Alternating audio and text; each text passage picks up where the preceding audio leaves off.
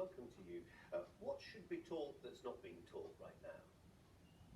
I think it's more than the content that needs to be taught. I think we need to recognise that all teachers and educationalists, in fact everybody who's gone through the education system in the UK has gone through this same curriculum where we elevate the achievements of white people and white men in particular and omit the achievements of everybody else. And the problem with that is it has the absolute impact of making brown and black people feel inferior, and through no fault of their own, it gives white pupils a sense of superiority, and that leaks into every other facet of life. I just want to, Pran, what do you say to those people who would argue there is a limit on what you can squeeze into the curriculum? I mean, for instance, I was having a conversation with one of my teenage daughters recently about history, and she made the point she knew far more about the American civil rights movement than she knew about the English Civil War. How can that be right?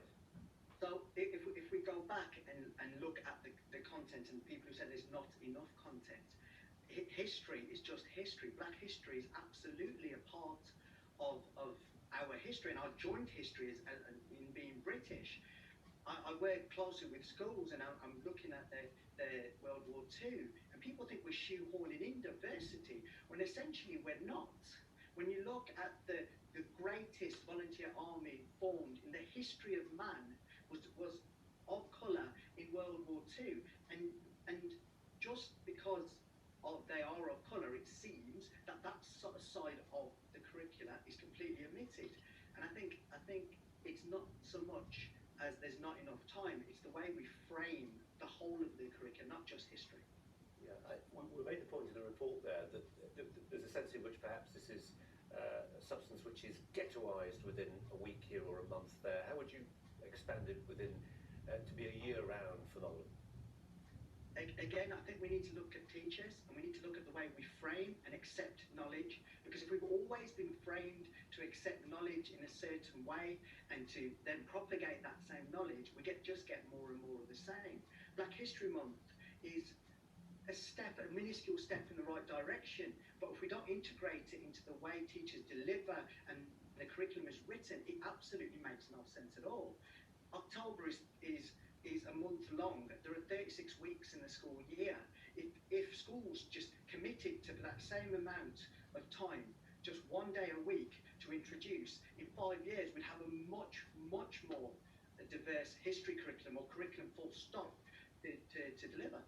Pran, do teachers get any say in this conversation? I mean, sorry, do parents get any say in this conversation? In the sense that, for instance, if you're a parent who worries that part of this would involve junking, let's say, authors like Thomas Hardy, Charles Dickens, Jane Austen, and them to be supplanted or replaced by African authors, that you may be uncomfortable with that because you derived an awful lot of pleasure and education and knowledge and understanding of the world through those novels. I mean, okay, you could say, well, you could share those novels, encourage your children to read those novels in their spare time, but would they get a say over what they felt was a curriculum which didn't suit their view of the world?